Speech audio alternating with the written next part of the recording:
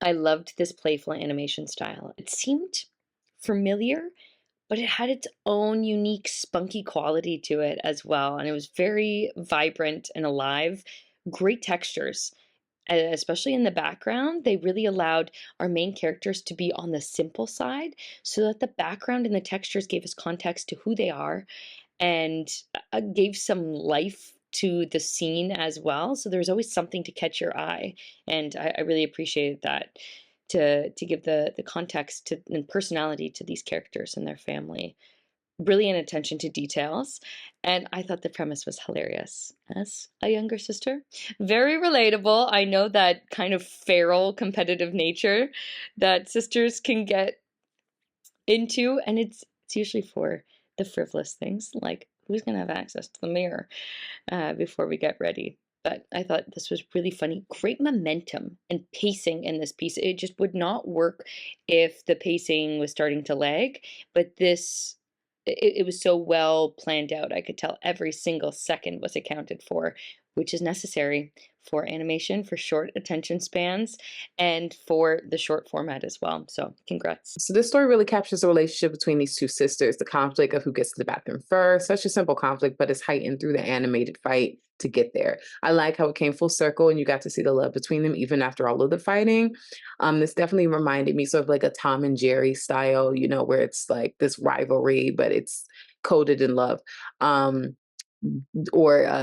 the the Tasmanian devil and the Roadrunner, like that sort of feel.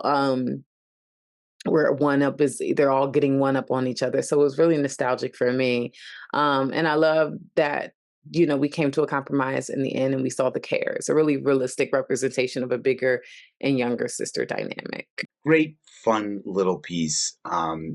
Love the animation style, the colors, the just the style in general. It's just a great choice for this sort of um, easily transferable piece. I think this could, and I guess part of the point of it is it could air anywhere in the world. There's no need for dialogue.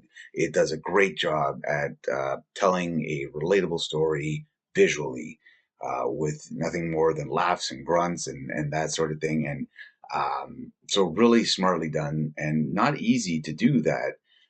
But they pull it off here just spectacularly, make it a really sort of a four quadrant, if you will, piece that really does appeal to the broadest audience imaginable.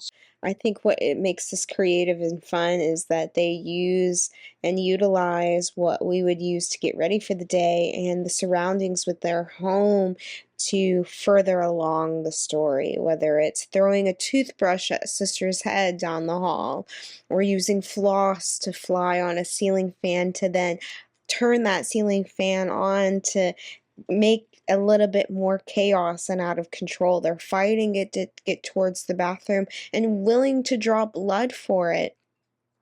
But when they do, they get this immense guilt, the sense of shame, and it's sort of this nice moment with the sibling rivalry where it turns into this form of sibling love, this form of acceptance of getting ready together and having people come together to help each other. And it's sort of even more glowy, more bright in this world once they've come to these terms. There's a bright smile on the young sibling's face as the older sibling grabs the brush to help get their hair ready.